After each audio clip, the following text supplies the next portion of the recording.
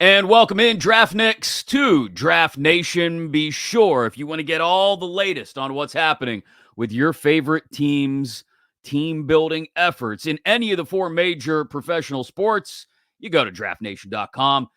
Open up your account today. It's free, and then you get all the latest, get alerts on all of it, whether it's, a breakdown of the NFL trade deadline for your favorite team or from a league-wide perspective, whether it's what should be a very interesting Major League Baseball offseason that is now underway, or the beginning of the NBA and NHL seasons and where those teams that are already falling behind in the standings need to do, where they're going in their team building efforts. It's all right there, including draft stories from some of the best athletes in the world at draftnation.com. Speaking of the NHL, though, we're now about a dozen games in, so let's bring in our friend from the Hockey News, Kelsey Surmacz. There's plenty to talk about from a league-wide level, Kelsey, but lots of Penguin fans here at Draft Nation and Draft 412. So let's start there. The habit, the now tradition of blown leads is becoming a very strong one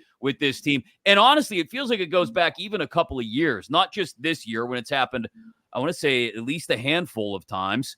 And it continued against the Islanders. And I don't understand how a team with such strong in-room leadership, Sidney Crosby, Evgeny Malkin, Chris Letang, and on the bench leadership from Mike Sullivan, continues to blow these leads and play irresponsible hockey when they're ahead and seemingly have victories in hand. Yeah, I mean, I think if they had an answer, they would have figured it out by now. Yeah. It's honestly baffling. And I can't say in my years of watching hockey, I've seen anything quite like this. Just with the frequency they blow leads, and also just how quickly it happens. Even last night, they blew the lead within 3 minutes. They were up 3-1 in third period. They give up 2 goals within 3 minutes, and that's kind of been the story. And I think it's just as baffling to Mike Sullivan and co as it is for fans, as it is for all of us media members watching. And I don't think there are any real solutions right now. Yeah, and I think what the most difficult part of this is, we see the reunion of Sidney Crosby and Evgeny Malkin, the two-headed monster, right? And we see what it's done for each of them, especially Crosby, over the last couple of weeks. And you would hope that when you're getting what those two give you offensively, everyone else on the roster would look around and say, okay, these guys, not to say that we're going to rely on them for the offense and not try to generate any ourselves, but those guys are going to come up big and produce offense for us, and in some cases stake us to a 2-0, a 3-1 lead, as in the case of Tuesday night against the Islanders. But then seemingly those same guys, the second, third, fourth lines, the blue liners, instead of letting Crosby and Malkin work their magic and playing a more responsible game, it's almost like it's like dogs watching other dogs run by the house. They want to join the pack. They want to go out there. They want to start skating around, making plays offensively, and they get much more irresponsible. I guess this is kind of a two-headed question now about the two-headed monster, but what do you think is working well for 87 and 71, and why do you think that continues to be a problem for the other three lines in particular to play that sort of insular style of hockey that we know Mike Sullivan wants them to? Yeah, well, honestly, I mean, as far as the other 3 lines, I just think it comes down to talent. I mean, it's one of those things that the type of hockey that Mike Sullivan and his team wants to play doesn't marry with the setup of those other 3 lines. And I mean, Mike Sullivan has talked about this. I don't think Crosby and Malkin together is going to be a long-term thing. As much as I'm sure, fans and everybody else love watching this. It's just not a sustainable winning strategy because there's not enough balance in this lineup. The Penguins are still trying to play a speed game. They're trying to play a hard forechecking game.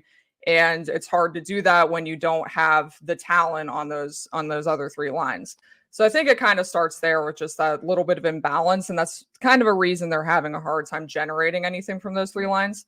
As far as Crosby and Malkin, I think it's simple. I don't think you can take Raquel out of this equation either. I just think the three of their styles marry very well. Mm-hmm. Malkin's an elite playmaker. You can tell when he's on his game, when he's skating, when he's galloping, when he's cycling.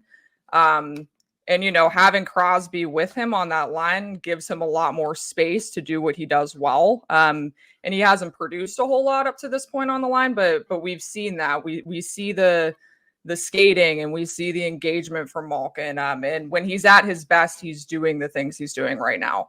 As far as Crosby, he's in his office down low. And I don't think anything's changed there. This is the best he's looked all season after a slow start. And then you have Raquel, who's basically, that trigger man. And a lot of times, because guys have to pay so much attention to Crosby and Malkin, he's kind of wide open in the slot, or he's doing a lot of the work on along the walls and on the forecheck. So I just think that the style of those three players marries very well on the same line. And that's why we're seeing it work so well. Yeah, I guess the question then is, if it can't be long-term, like you said, it shouldn't be a long-term arrangement with Crosby and Malkin on the top line. What is the cure for the 5-on-5 woes aside from that top line? If it's not finally changing the style and system that this team uses, not, they seemingly haven't acknowledged still that the rest of the league is faster than them. Is there a personnel move that Kyle Dubas could make to help Mike Sullivan at this point? And would that be the kind of thing that probably flies in the face of what makes the most sense right now, the prevailing logic, which is, well, you can't start trading draft resources now for a team that looks like a lottery pick to build for just this year, when maybe the solution is, like you said, just find the system that works with these players. Yeah, I mean, I think that's the number one thing. And to be honest, I don't see the system changing as long as Sullivan is at the helm here. But what I will say, I don't think any big moves are coming. I don't think that's the move. You got to stockpile draft capital. And I think Dubas is doing the smart thing. He signed a few guys to 1-year agreements, short-term agreements, in hopes that he can probably flip them at some point this year for those 1-year guys like Grzelcyk and Beauvillier, and even Eller, Pettersson, Drew O'Connor. But what I kind of can see maybe is, maybe a trade for a change of scenery with a couple, middle six guys, bottom six forwards. Before the season started, I was kind of clamoring for the Penguins to look into Nick Robertson. Robertson's off to a really slow start in Toronto. He's playing third line minutes, not seeing a whole lot of power play time. He only has 1 goal in 11 games, 1 point. So I could see, since he's a pending UFA, maybe just a swap for a change of scenery with someone like Drew O'Connor. They're both pending UFAs, kind of in a similar role. So I mean, if you're Dubas and you want to try to spark something, I think it's going to be more one of those moves that it's, an exchange for a change of scenery type of thing. But otherwise, I mean, I think this roster is kind of just is what it is. And they're going to hope to hang around, but if they don't, they're going to be a fire sale at the deadline. And I think that was kind of the plan heading in anyways, is just have that option if they do well. But in general, I don't think that there were high hopes of competing this year.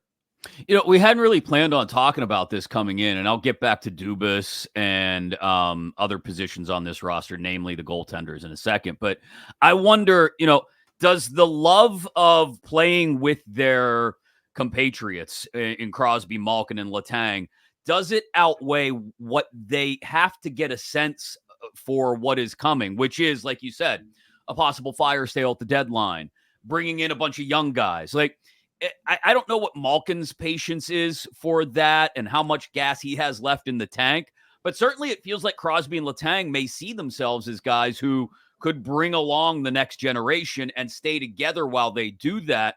Is that where you think their heads may be at right now, Kelsey? Because I would have a hard time. Like, I like to make the comparison all the time of Sidney Crosby to Tom Brady, in so much as that competitive fire burns, and I think will burn as long as he's physically capable of getting out on the ice. I wouldn't be the least bit surprised to see Crosby play until he's 43, 44, 45, as crazy as that might sound to some people, because he just loves the game that much.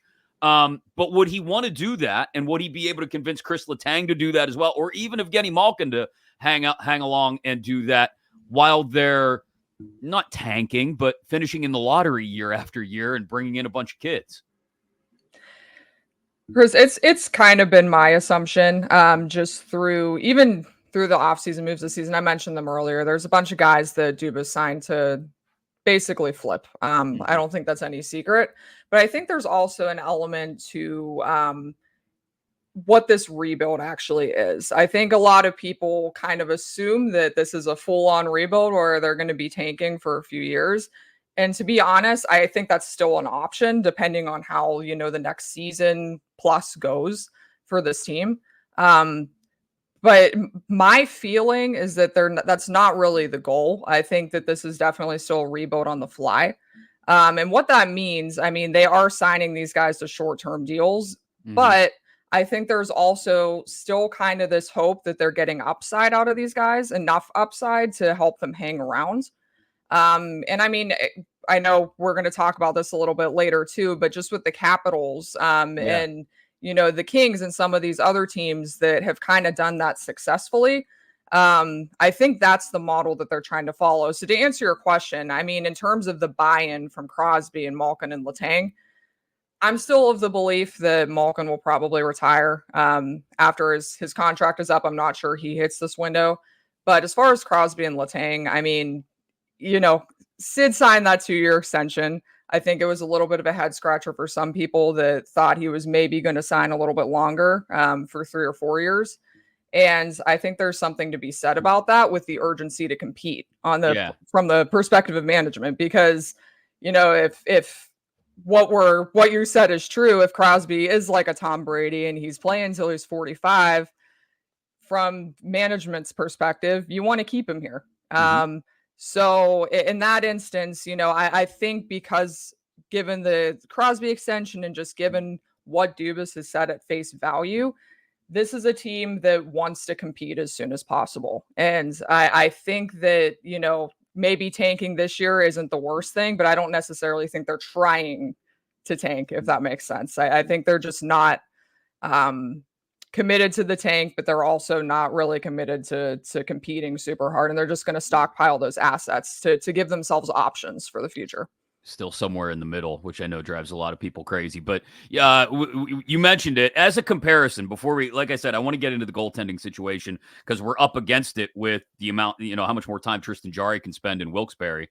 But as a comparison for Pens fans, let's go back to that Capitals retool that you mentioned. And the Kings, like you said, you can make an argument maybe that the Predators have done a little bit of that over the last couple of years as well. But what has worked for those franchises, specifically in Washington, which a lot of Penguins fans, it's right in our backyard, and we're seeing Alex Ovechkin chase down some of the same landmark numbers, right? And achievements that we're now waiting to see Sidney Crosby catch. What's worked for them in DC that maybe hasn't worked yet for the Penguins, or that the Penguins could learn from? Yeah, and to be clear, I mean, I think the Penguin situation is an evolving one. They were in similar situations as of a few years ago, but I do still believe, as of, about 2-3 years ago, the Penguins were clearly the better team. And I think they still had Stanley Cup aspirations as soon as a few years ago. So I don't think that's necessarily been the case in Washington as long. Whereas I just think it comes down to asset management. I think Washington has done a great job of kind of finding that perfect balance of being able to maintain a lot of their draft capital, a lot of their assets, but also kind of maintain a core that's still performing. It's something that I know Penguins fans just draw the ire of Ron Hextall, and we don't have to keep bringing it up, but you shall not be named.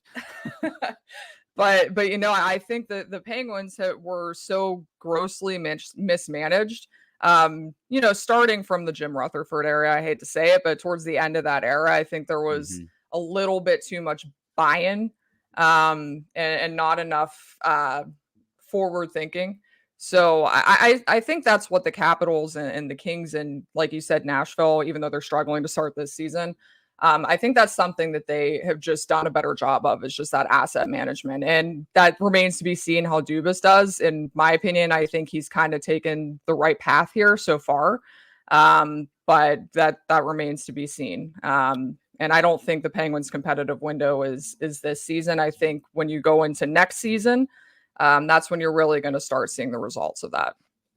Yeah, as much as we like to treat Ron Hextall like Voldemort, you're right. It feels like things really started to crumble. I would argue maybe with the Carl Hagelin trade, which was kind of a trade just to make a trade, and one of those heart and soul pieces of the locker room that they never really recovered from. Speaking of goalies, though, let's talk about the Penguins' current goalie situation. It feels like Alex Nedeljkovic and Yoel Blomqvist are both eminently trustworthy. I saw you post some numbers on expected goals for Blomqvist earlier this week that certainly allude to the fact that for a young guy, he's doing pretty well because he's already middle of the pack, expected goals versus what he's actually given up. And when you consider the way this team is playing in front of their goaltenders as well, there's a lot to be said for the way both Nedeljkovic and Blomqvist have played. But what does it look like from here, the goalie situation? Because Tristan Jarry, I think, has through November 10th or November 9th or November 10th before he has to be recalled from that conditioning assignment in Wilkes-Barre. And I guess we'd assume it means Blomqvist goes down at that point. Or is, but for how long? Is it a week or two while Dubas sees if he can move Jarry, assuming Jarry shows himself capable again at the NHL level? There's a million. I'm like Zach Galifianakis now in The Hangover. All of these equations are floating in front of my eyes and behind my head, and I can't figure out where the goaltending situation goes from here, Kelsey. Yeah, it's definitely a situation to watch. What I will say, just from a cap standpoint, I do think it makes the most sense to send Blomqvist back. Once Jarry is eligible to return against the Dallas Stars, which will be this coming Monday on the 11th, which will be his first game of NHL eligibility again, if they keep him the whole conditioning stint. So it's tough because I've maintained this from before training camp even started. I do think Blomqvist is going to be the starter by the end of the season. I stand by that. I think he's the best goaltender that they have on this roster right now. And it's a tough situation because in order to make Jarry tradable, he has to play in games. Where he's at right now, it's, there's teams that need goaltending across the league. Colorado is one of them. Their cap situation makes that a little bit complicated, but they're really, really being let down. They're last in the league in team goaltending. Even Utah is another one. Connor Ingram is struggling in the early going. So there's a lot of these teams that are on the fringe or, should be better, like Colorado, that's injury hampered as well, that need goaltending. But the reality is that at this point, Tristan Jarry isn't tradable. So, without attaching a big sweetener to that, which the Penguins won't want to do. Right. So, I mean, from a logistical perspective, I think regardless, it does make sense to give Jarry the net for a string of games, just to see if he can kind of find his game, continue his work from Wilkes-Barre. Because if he does put forth a good stretch of games, I would not be shocked to see Dubas try to pull that trigger on a trade. I don't think Jarry's future in Pittsburgh is necessarily long. I think Dubas, if it were a perfect world, he would be able to deal him. But the only way of doing that is by playing him. So I do think he's going to see a lot of starts once he's eligible to come back here. And I still think it might be a fair split with Ned, but I do think it's safe to assume because of the cap situation and just because of that situation that Blomqvist is going to be sent back. Is there a world, a possibility, a universe, if we want to go all Marvel on this, where Nedeljkovic is the goaltender traded? Because, like you said, there are teams out there who have a need for goaltending. Nedeljkovic has shown his ability to be a strong 1B, I guess, or a strong backup to a permanent starter.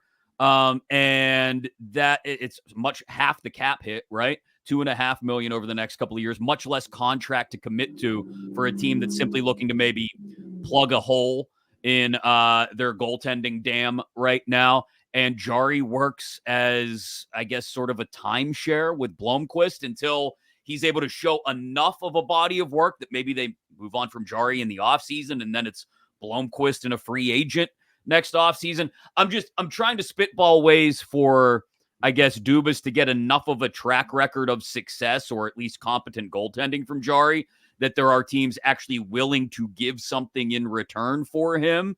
And that may not happen until we are well into the spring and maybe even beyond the trade deadline. Yeah, I wouldn't rule out the possibility of Nedeljkovic getting moved for sure. He's only on a 2-year agreement. And obviously that cap hit is a lot lower than Jari's. It's less than half of Jari's. So I think for, as I mentioned before, those teams that really do need some goaltending help, obviously the more attractive option is to get the guy that's not going to be as big of a cap hit, who's on less term for a contract, and who's basically performing better than the other guy right now.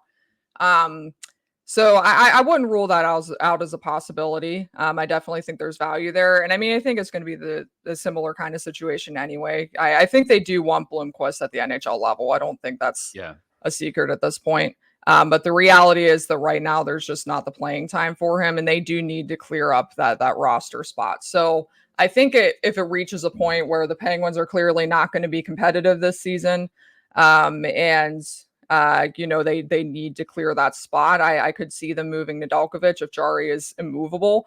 But at the end of the day, I mean, if you're the Penguins, you still want to get rid of that Jari contract if you can. Yeah. So that's why I think he's really going to get a healthy run of games here to kind of give himself a chance to build up his trade value and hopefully get that chance to be the starter elsewhere. But I do think Nedeljkovic is a fail-safe option for sure. What's scary about him getting a run of games starting, say, the second week of November, Kelsey, is you look at the schedule that's out in front of them through the first week of December. It's brutal. Their next 15 games, 13 are against teams with a record of 500 or better. There are not really any soft spots. And look, we're at the point where the Penguins are probably viewed as a soft spot for other team schedules, to be quite honest. But, there are not a lot of opportunities for them on that schedule. There's not a lot of Anaheim Ducks out there for them to sort of reset themselves should they start to wobble again. Is there any possibility that they turn a corner over this next month, these next 15 games? Or is this more simply about the Penguins trying to keep their heads above water and not completely drown? I would think it's the latter. I think if you look at the body of work in the season so far, they're beating the teams they should, and they're losing to the teams that are better than them.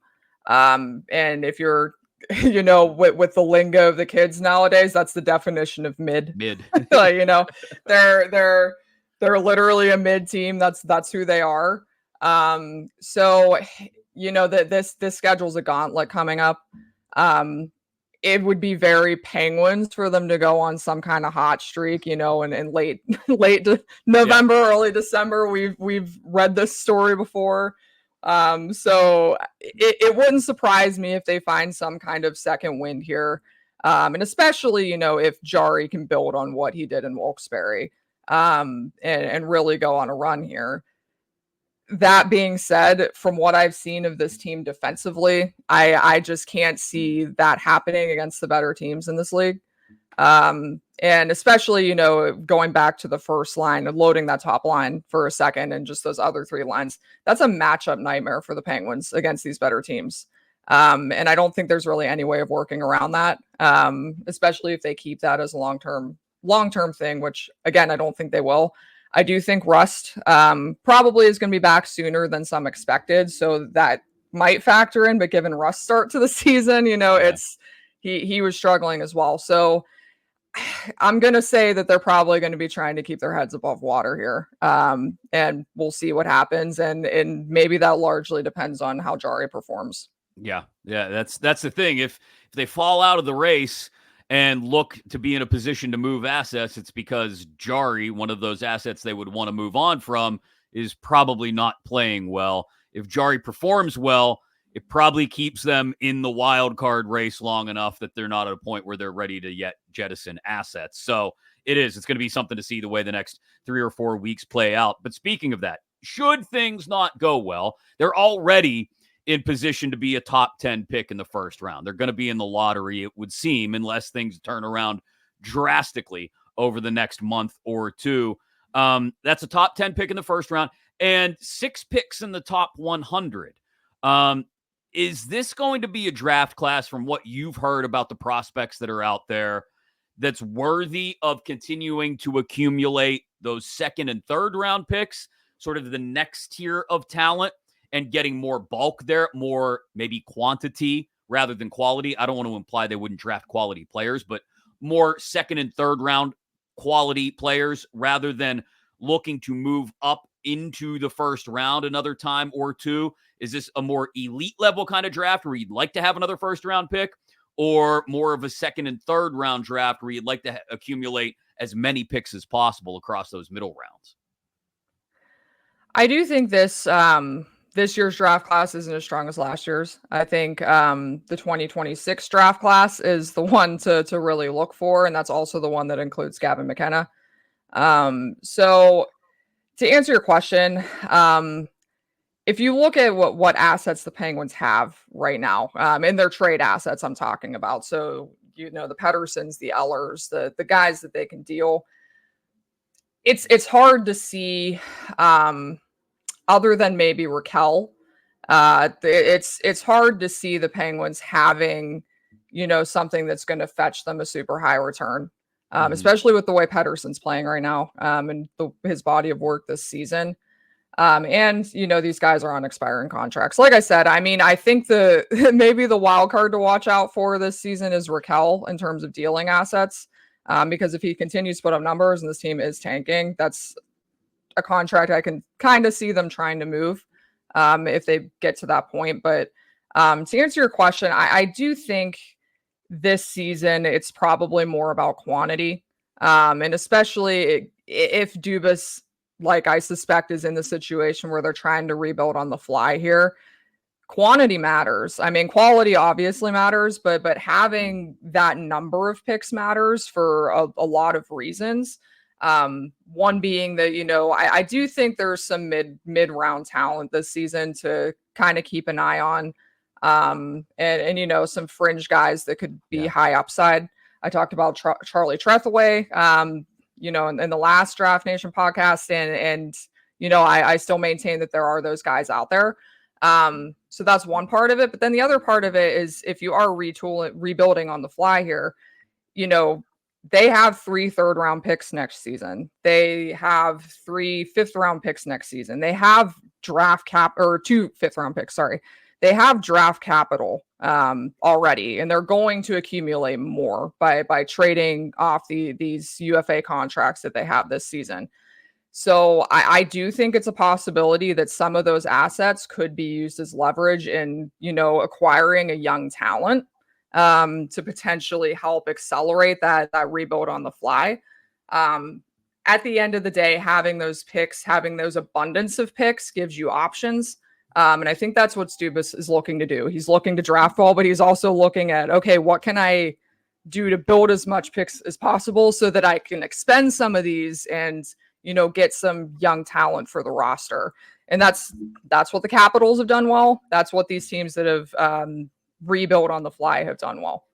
If you're looking for that Charlie Trethewey capsule that Kelsey just mentioned, it's up at draftnation.com. She wrote that up recently, as well as some of those questions of NHL draft capital and just how valuable it is to a GM like Kyle Dubas right now.